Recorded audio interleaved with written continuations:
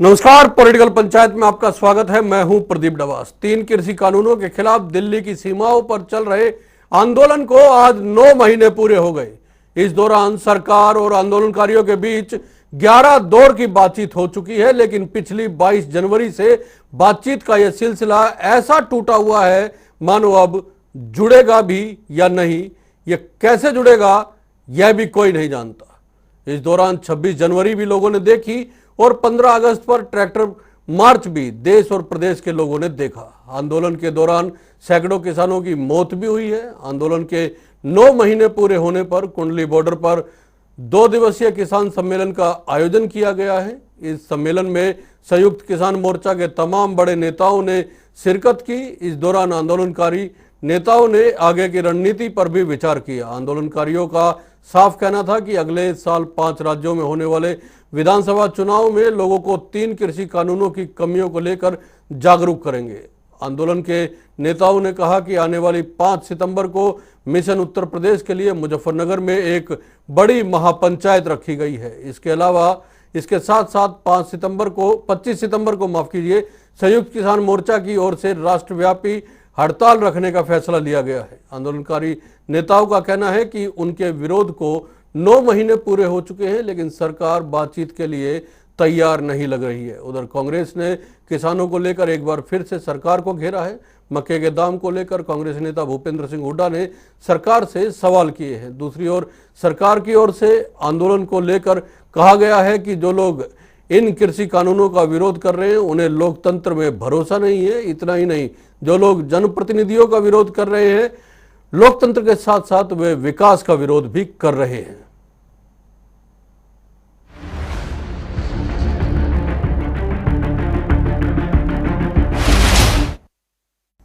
ये सुन लेते हैं आंदोलन को लेकर किसानों का क्या कहना है या आंदोलनकारियों का क्या कहना है, सरकार का क्या कहना है और विपक्ष का क्या कहना है।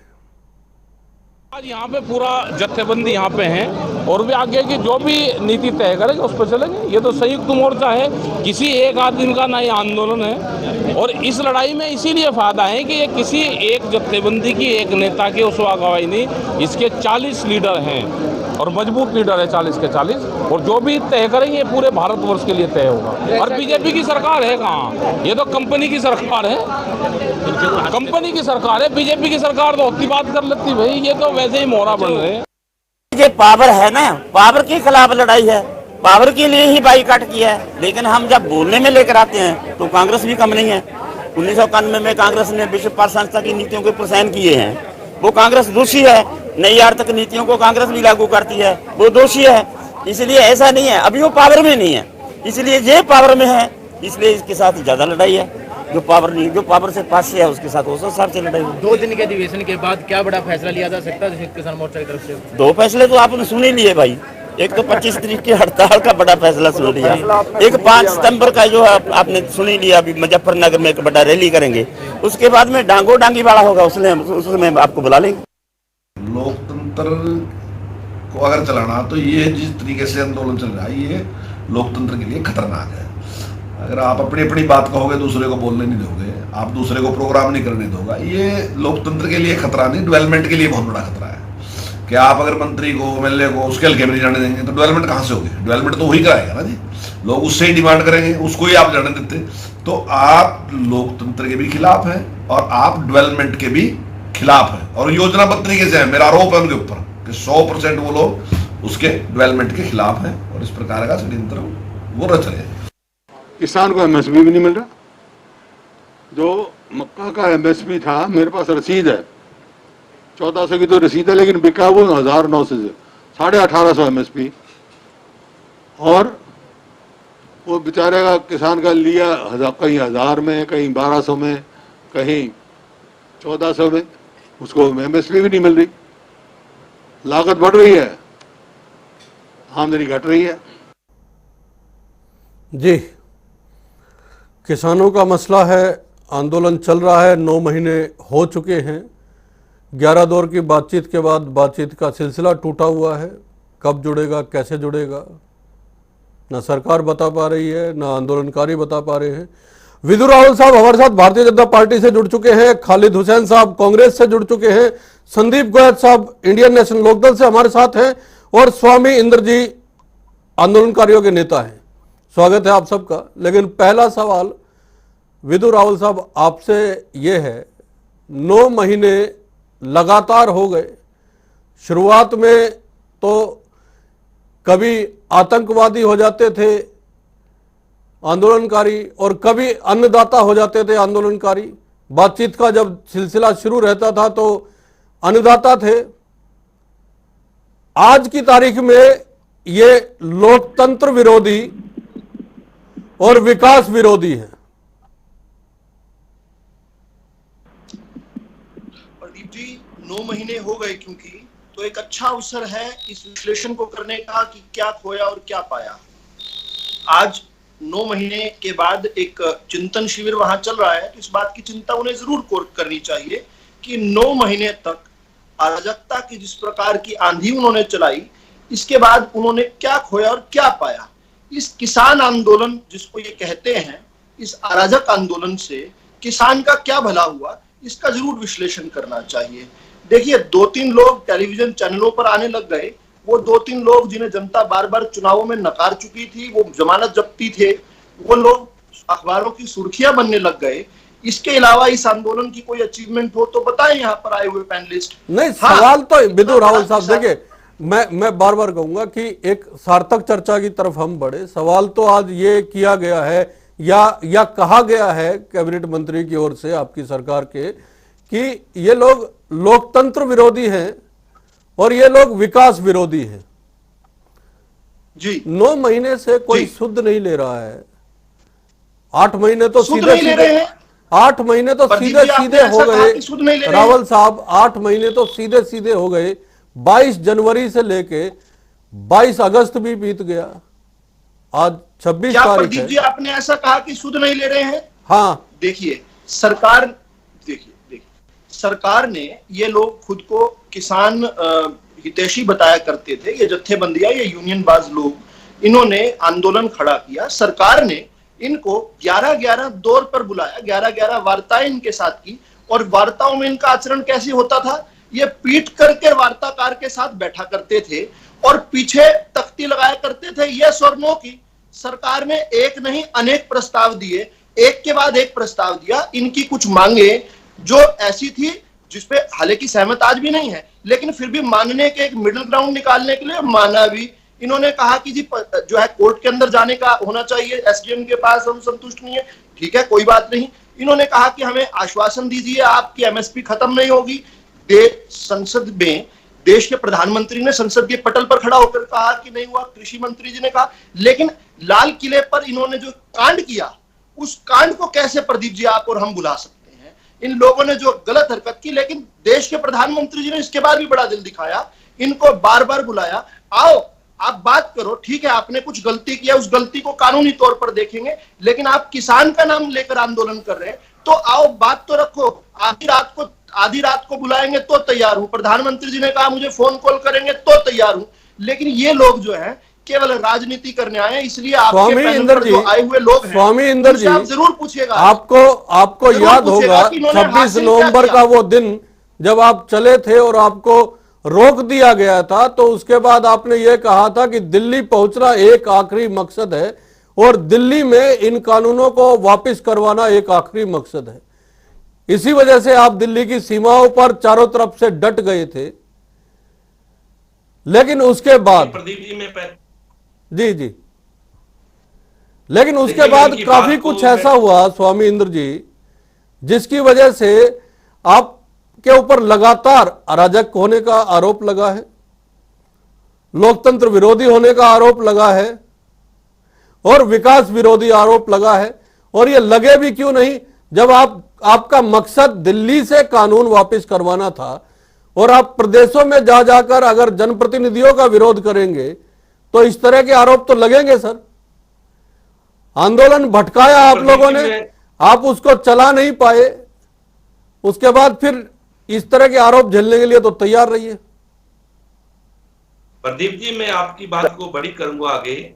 जिस प्रकार से अभी बीजेपी के प्रवक्ता बता रहे थे कि किसानों ने 26 जनवरी को दिल्ली के अंदर जाकर गलत कार्य किया। मैं इनसे पूछना चाहूंगा, किसान नहीं, किसानों ने नहीं किया, आप लोगों ने किया। आप लोगों ने किया, किसानों ने नहीं किया। आप लोगों ने किया, मैं किसान हूं, मैंने नहीं किया। मैं विरोध करता हूं किसान होने के नाते आपका। आप लोगों ने किया, किसानों ने नहीं किया। आप यूनियन बाजों ने किया, आप यूनियन बाजों ने, जत्थेबंदियों ने किया, किसानों ने नहीं किया। करेक्ट कीजिए स्वामी जी, आप ठेकेदार नहीं, सुनिए किसानों के। मेरे ठेकेदार नहीं हैं। राहुल साहब सुनिए राहुल साहब, मैं आपको एक बात कहता हूँ राहुल साहब, जिस तरीके से मैं कहता हूँ बिल्कुल राहुल साहब, जिस तरीके से ये आंदोलनकारियों से अन्नदाता हुए थे और अन्नदाताओं से ये विकास विरोधी हो गए हैं, उसी तरीके से सुनिए, ये जब तक ट्रैक्टर लेके निकले थे तब तक किसान थे, और उसके बाद जब आंदोलन उग्र हुआ और हिंसा हुई तो ये कुछ नेता होके रह गए। दोनों की बात ठीक है, स्वामी जी आप अपनी बात पूरी कीजिए। नहीं, ये मेरा, ये किसान नहीं, मैं ये कह रहा हूँ, किसान साधारण व्यक्ति है। जब ये संवैधानिक पद पे बैठे हैं, राजस्थान के मुख्यमंत्री राजस्थान की हाई कोर्ट के ऊपर आरएसएस का झंडा फहराती है, तो क्या वो राष्ट्रद्रोही नहीं है?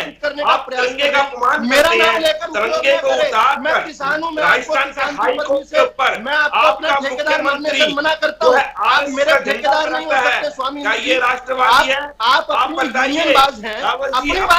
लेकिन स्वामी इंद्र जी, विदुर राहुल साहब एक मिनट, विदुर राहुल साहब, मैं यहाँ डिबेट करता ही नहीं सर, मैं यहाँ डिबेट करता ही नहीं, मैं चर्चा करता हूं सर। स्वामी इंद्र जी, सवाल फिर से वही है कि आप दिल्ली की तरफ बढ़े थे, दिल्ली की सीमाओं पे डटे थे, वहां आपको रोका गया। आपका मकसद था केंद्र की सरकार से जो 3 कानून बने हैं वो वापस करवाना या उनमें संशोधन करवाना। फिर आपको जब दिल्ली में नहीं घुसने दिया तो आप वापस हरियाणा की तरफ बढ़ने लगे, यहां नेताओं का विरोध करने लगे। आपको जाना था दिल्ली, वापस आप हरियाणा की तरफ। कभी आप पंजाब में नेताओं का विरोध करते हैं, मारपीट करते हैं। यह हिंसा की जो आंदोलन की स्थिति है उसको आप कैसे जस्टिफाई कर सकते हैं? आपको तो लोकतंत्र और विकास विरोधी लोग अगर ना कहे तो क्या कहें सर? मैं प्रदीप जी आपकी बात को बड़ा कर रहा हूं। किसानों के ऊपर लगातार 9 महीने जो इन्हें अत्याचार किए, आप मुझे बताएं, जब किसान 24 नवंबर को हरियाणा की धरती से दिल्ली की ओर चल रहा था, रास्ते में खाई खोदने का किसने काम किया? राज्य मार्ग को, राष्ट्रीय मार्ग को खुदेड़ने का किसने काम किया? 50-50 फुट गहरी खाई खोद दी। मुझे बताए लोकतंत्र, उसके बाद तो 11 दौर आप साथ में बैठ के बात किए, ये सब बातें तो आप रख चुके होंगे ना। मैं वही बता देना चाहता हूं 11 दौर की वार्ता के अंदर सरकार से जब किसानों की सहमति हो गई थी कि 4 मांगों में से किसान की 2 मांगे मान ली गई और सरकार ने कहा कि पराली एक्ट को हम हटा देंगे और बिजली पर जो किसान के ऊपर जो जुर्माना लगेगा और जो उसके ऊपर जो अधिक होगा वो हम वापस ले लेंगे, तो क्या सरकार ने वो बिल वापस लिया? यानी कि सरकार अपनी जवाबदेही से पीछे हटती हुई नजर आती है। एनजीटी का कानून जो सरकार ने हटाना था वो नहीं हटाया। दूसरी बात ये, सरकार ने से हमने कहा, खुली वार्ता में कहा, ये बताइए संवैधानिक अधिकार देश के अंदर सभी के लिए एक है, तो किसान को क्या कोर्ट में जाने का अधिकार नहीं होगा? क्या ये किसान का संवैधानिक मूल्यों की आप हानि नहीं कर रहे हैं? क्या किसान के अधिकारों को आप छीन रहे हैं? कॉर्पोरेट सेक्टर को आप जो है, मैं खालिद हुसैन साहब और संदीप गोयल साहब को भी चर्चा में शामिल कर लेता हूं। खालिद हुसैन साहब जी, उग्राह साहब का आज का स्टेटमेंट तो अभी आपने सुना ही होगा, हमने सुनाया है ये डिबेट या डिस्कशन शुरू करने से पहले, और उन्होंने बीजेपी को तो कटघरे में खड़ा किया ही किया कि वो सुन नहीं रही है, साथ में आपकी पार्टी का जो पिछले 9 महीने से आप लोग समर्थन कर रहे हैं, लेकिन उन्होंने चेहरा बेनकाब तो किया ही है। उन्होंने कहा कि कांग्रेस भी अगर रही है सत्ता में, वो अब पावर में नहीं है इसलिए समर्थन कर रही है इस आंदोलन का, लेकिन पावर में रहते हुए तो आप लोगों ने भी कभी किसान का तो हित नहीं किया, उनका तो भला नहीं किया। ये किसान नेताओं का नजरिया है, वो क्या सोचते हैं। जब लोकसभा में भाजपा की सरकार ये बिल लेके आई, तो जब लोकसभा में हमारे नेता श्री राहुल जी की सुनवाई नहीं हुई, कांग्रेस पार्टी की सुनवाई नहीं हुई, तो इस कानून का सबसे पहले विरोध करने वाले हमारे नेता हैं श्री राहुल गांधी, जो पूरे देश में गए और हरियाणा में आए बहन कुमारी कन्या जी के नेतृत्व और कांग्रेस नेताओं के नेतृत्व में। ये एक मुद्दा ये नहीं है कि कौन क्या कह रहा है, मुद्दा ये है कि ये कानून इस देश के लोगों को फायदा देगा या नहीं देगा। पहले मैं आपको ये बताना चाहता हूँ डबा साहब, अगर हमारी घोषणा पत्र में ऐसा वादा किया था कि सत्ता में आने पर ये घोषणा पत्र, चुप हो जाओ, अरे आप चुप हो जाओ, आपको कुछ नॉलेज वाले नहीं, आप चुप रहो, आपको कुछ नहीं पता है। नहीं खालिद साहब, मैं करेक्ट कर रहा हूँ आपको शायद आपको एक जानकारी दे रहा हूँ, छोटी सी जानकारी दे रहा हूँ। आपने घोषणा पत्र में लोगों से वादा कर चुनाव लड़ा था, आप सत्ता में आए तो इन कानूनों को बनाएंगे, किसान को समृद्ध करेंगे। आप दलालों के दबाव में कर कुछ नहीं पाए, आप बिचौलियों के दबाव में कर कुछ नहीं पाए। आप कमीशनबाज लोगों के ज्यादा हितैषी हैं, किसान के हितैषी नहीं है आप। जिनको नरेंद्र मोदी जी और उनके मित्र उनको ये उन्होंने कहा, सरकार हमसे बात नहीं करती, सरकार इसलिए उनको जितना वो सरकार है उससे ज्यादा उनको है। लेकिन सवाल तो यही है ना खालिद साहब, जिस आंदोलन का आप समर्थन कर रहे हैं उसी आंदोलन के नेता ही तो आप पे सवाल उठा रहे हैं ना, आपकी मंशा पे सवाल उठा रहे हैं उसी आंदोलन के नेता। आप मनसा की छोड़ दीजिए, क्या किसान इस देश के किसान चाहता है कानून हमारे लिए? क्या बात कर रहे हो, मनसा से ही तो सारा काम होता है, मनसा अच्छी होती है, मनसा खराब होती है, मनसा से ही सब। मैं संदीप गोयल साहब को शामिल कर रहा हूं डिबेट में। गोयल साहब, आज एक बड़ा आरोप, आज एक बड़ा बयान, आरोप नहीं कहूंगा मैं, ये एक बड़ा बयान दिया है कि सरकार चाहे कोई भी हो, अभी वर्तमान में कांग्रेस है और भारतीय जनता पार्टी है और भूतपूर्व में कांग्रेस रही है, तो किसी ने भी कम से कम किसान के हित में तो नहीं सोचा है। जी दबा साहब, देखिए आज सबसे पहले तो मैं एक रिक्वेस्ट करूंगा, जो भारतीय जनता पार्टी के प्रवक्ता है जो जानकारी देने का काम करते हैं इनको म्यूट कर देना, क्योंकि ये जानकारी लेना पसंद नहीं करते, ज्यादा ज्ञान देना पसंद करते, ज्ञान देना पसंद नहीं, वैसे भी हम लोग तो चर्चा ही करते, डिबेट तो करते नहीं सर। हाँ जी हाँ, सही बात है डबा साहब। दूसरी बात डबा साहब, जो हज धर्मिता और हज योग सरकार करे बैठी है, उससे एक जो कुंभकर्णी नींद जो भाजपा सरकार लिए बैठी है, किसानों की सूद नहीं ले रही, उसके ऊपर एक गैर जिम्मेदाराना बयान जो मंत्री जी ने दिया कि ये अराजक आंदोलन है, दूसरा लोकतंत्र के खिलाफ है और डेवलपमेंट के खिलाफ है। मैं माननीय मंत्री जी से ये पूछना चाहूंगा कि ये लोकतंत्र के लिए कैसे गलत है, कैसे खतरा है, जब सुप्रीम कोर्ट ने मोहर लगाई है इस आंदोलन के ऊपर, ये लोकतंत्र के दायरे में आंदोलन है, तो मंत्री जी को अपनी दुरुस्त करनी चाहिए जानकारी, और जो साथी के जो भाजपा के उनको भी सुप्रीम कोर्ट के उस आदेश के अनुसार चुप रहना पसंद करना चाहिए, नहीं तो ये सुप्रीम कोर्ट की एक प्रकार से अवमानना होगी। दूसरी बात, डेवलपमेंट की बात आती है, डेवलपमेंट कैसे का आप रोक दिया? किसान ने कौन सा डेवलपमेंट रोक दिया? आपके रास्ते आने जाने के ये तो रास्ते सरकार ने बंद किए हैं, सरकार ने दीवारें खींची, कंटीले तार लगाए हैं। तीसरी बात, जो कार्यक्रमों में जाने का विरोध तो हो ही रहा है, लोगों को अपना बाहर निकलना मुश्किल हो रहा है, एक भय का माहौल तो है ही। देखिए नहीं डबा साहब, लोगों को कोई भय नहीं है, हम दिन रात को भी चले जाओ बाहर से, कोई भय नहीं है किसान। नहीं, मैं तो नेताओं की बात कर रहा हूँ, आपको हमको नहीं, आम लोगों को नहीं, मैं तो नेताओं की बात कर रहा हूँ, आपके बीजेपी के और इन तमाम नेताओं की बात कर रहा हूँ। डवाल साहब ये बात ठीक है, भाजपा जजपा के नेताओं के शायद मन में बहम है, क्योंकि इन्होंने किसान को वोटों के समय तो अन्नदाता कहा, परंतु अभी आतंकवादी कहा, अराजक बताया। अब इनसे कोई, भले मानसों से कोई ये पूछे कि इस आंदोलन को अराजक बनाया किसने? क्या वो रात राकेश टिकैत के साथ जब गुजरी, जब भाजपा के 2 विधायक अपने भाजपा के विदु राहुल साहब, ये अराजक इसलिए तो नहीं हो गए हैं किसान, विदु राहुल साहब, ये आंदोलनकारी अराजक इसलिए तो नहीं हो गए हैं कि विरोध ज्यादा हो गया, आप लोगों का आना जाना बंद हो गया, तो उसके बाद ये विकास विरोधी भी हो गए, ये लोकतंत्र विरोधी भी हो गए? नहीं प्रदीप जी ऐसा ठीक नहीं है। अच्छा, देखिए आपने खुद बताया, अभी जानकारी दी कि 22 जनवरी को वार्ता हुई थी आखिरी बार, तो 22 जनवरी से पहले 10 जनवरी को क्या हुआ था? इधर वार्ता हो रही थी, उधर कैमला के अंदर जो है गुंडे आकर जो है लोगों को तंग कर रहे थे, लोगों के ऊपर कुर्सियां फेंक रहे थे, कैमला के अंदर एक जनसभा के अंदर ये उड़दंग मचा रहे थे। इसी तरीके से 22 को वार्ता हो रही है, सरकार कह रही है कि हम तैयार हैं इसको स्थगित करने के लिए, चलो आओ चर्चा करते हैं, कोई और बेहतर तरीके से इन कानूनों का बनाते हैं, 1.5 साल तक इसको स्थगित करते हैं। इसके बाद 26 जनवरी का वो कांड करने की क्या आवश्यकता थी? क्या दिखाना चाहते थे, किसको दिखाना चाहते थे, कौन से विदेशी आकाओं को खुश करना चाहते थे भारत की छवि खराब करने के लिए, मैं वो भी छोड़ता हूं। उसके बाद भी क्या 30 अप्रैल को पश्चिम बंगाल की वो जो युवती के साथ हुआ, क्या हमारे अंदर मानवीय संवेदनाएं मर चुकी हैं? हम उसको भूल जाएंगे कि किस प्रकार इन लोगों ने बेशर्मी से उनका पहले बचाव किया, फिर उनको भगाने का काम किया? क्या हम भूल चुके हैं कि कोरोना काल में, पीक में जब कोरोना था, उस समय कोरोना के अंदर ऑक्सीजन बेडेड हॉस्पिटल में किस प्रकार से इन्होंने जो है मुख्यमंत्री को रोका उसका उद्घाटन करने के लिए? किसान के बच्चे 1.5 दर्जन के करीब पुलिस वालों को इन्होंने अस्पताल में पहुंचा दिया। ये किस प्रकार का आंदोलन है जिसमें किसान के बेटे एसएचओ राई, एसएचओ कुंडली को, पालीवाल को, उसको उनका हाथ काट दिया इन लोगों ने? ये किस प्रकार का आंदोलन है जो जनप्रतिनिधि देवेंद्र बबली के साथ, जो अबोहर के विधायक अपने नारंग साहब के साथ ये बदतमीजियां करता है? ये किस प्रकार का आंदोलन है जो किसी भी, जो टिकरी बॉर्डर पर युवती का शोषण करता है? ये किस प्रकार का आंदोलन है जो जींद में पत्रकार के साथ मारपीट करता है? चले पत्रकार तक के साथ। देखिए स्वामी जी, ये सवाल तो जायज है, ये सवाल तो स्वामी इंद्रजीत जायज है कि हिंसा का आंदोलन से क्या वास्ता है?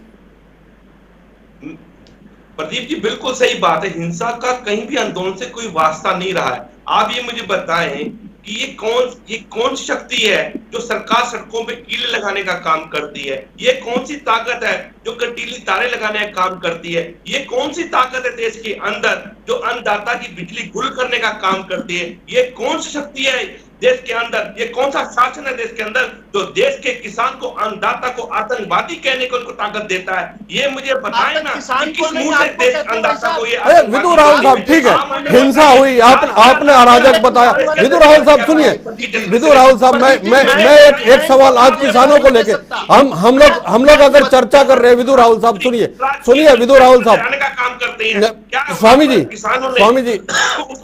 स्वामी इंद्र जी, मैं सिर्फ इतना जानना चाह रहा हूं, ठीक है आप किसानों के हित की सारी बातें करते हैं, आप कहते हैं कि किसानों के लिए सब कुछ है, लेकिन ये जो नेता इसका जो नेतृत्व कर रहे हैं वो लोग उनके स्वार्थ, और इनको छोड़िए आप 2022 तक देश के किसानों की आय दुगनी करने की बात आप ही लोगों की ओर से की गई थी।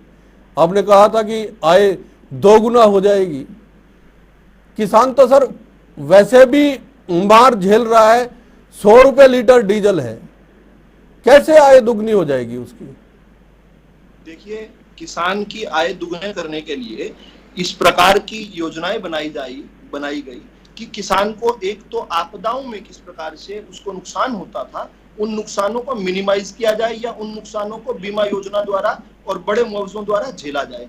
दूसरी, आपने क्योंकि केंद्र की बात कही है किसान की आय बढ़ाने के लिए, ये कृषि कानून जो है, कृषि सुधार कानून है, ये मील का पत्थर साबित होने वाले। मैं वही तो आपसे डिस्कस करना चाह रहा हूं विदु राहुल साहब, जब आपने आय दुगनी बात की और ये 3 कृषि कानून लेके आए, आप किसानों को ये तो बता पा रहे हैं कि आय दुगनी कर देंगे, लेकिन इन 3 कृषि कानूनों से किसानों को लाभ क्या होगा, यही तो आप नहीं समझा पा रहे। इसी वजह से 9 महीने बीत गए, 26 नवंबर से लेकर 26 अगस्त आ गया सर।